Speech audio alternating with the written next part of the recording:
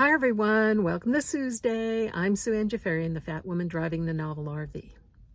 I'm coming to you today from a slightly windy and chilly and a little rainy Montana. Anyway, I want to talk today about my Patreon page. Not for the purpose of enticing you to subscribe, although that would be great, but I want to talk about why I set it up, its purpose, and what I'm doing with it.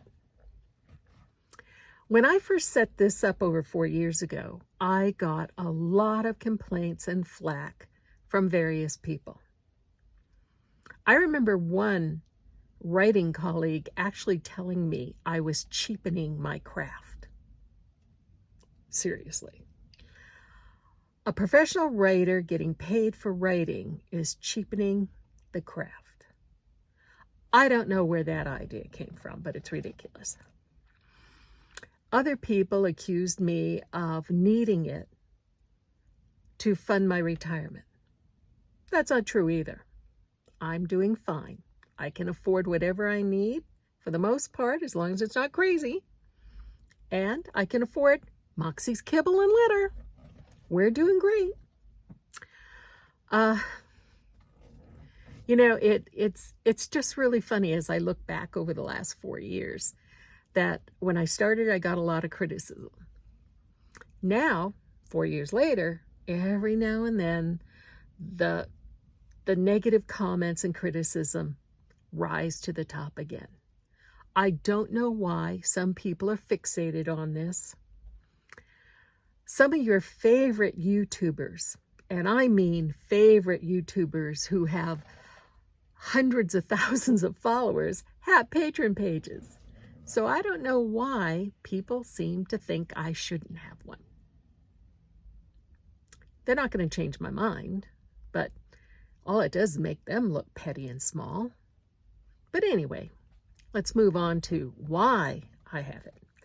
You see, when I first started this journey, I wanted a place to blog every day about the things I did, saw, and experienced. I am writing a travel book, and it was a good way to keep my notes in order. Friends who are also on Patreon said, why don't you put it on Patreon and see if people will subscribe to it? Okay. Patreon also gives my content some protection. When I used to have a regular blog, it was hacked all the time. It was ugly comments, and my stuff started showing up plagiarized. It was just a mess. That doesn't happen with my Patreon account. But now, 4 years later, I still don't have oodles and oodles of patrons, but what I have are loyal and steadfast. You see, I provide them with a service as well as them providing me with subscription fees. I write every day. I post on that journal every day what I did that day. Sometimes it's not very exciting, and other days it's very exciting. I post about the ups, the downs, the joys, the challenges of being on the road at a certain age in a van and traveling the country. Some of my patrons over the years have sent me the loveliest comments saying how without the Novel RV Journal, they would never get to experience the things I'm seeing. For whatever reason, maybe it's their age, maybe they're ill, maybe they are physically challenged, or maybe obligations are keeping them anchored to where they live. But through me, they are seeing the sights in this great country. So that's really a two-way street there. Anyway, I enjoy doing it.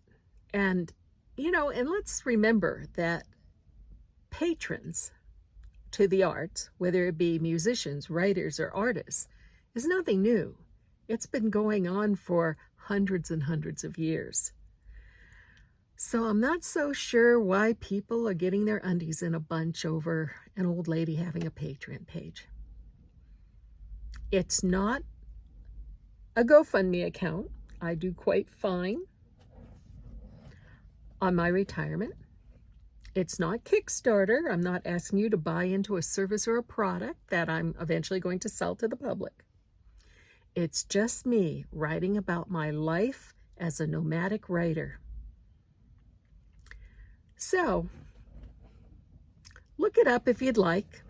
The link is in the description of this YouTube channel. If you want to subscribe, great. If you don't, that's okay too. But if you want to throw dirt on me, remember, that just makes you look bad, not me.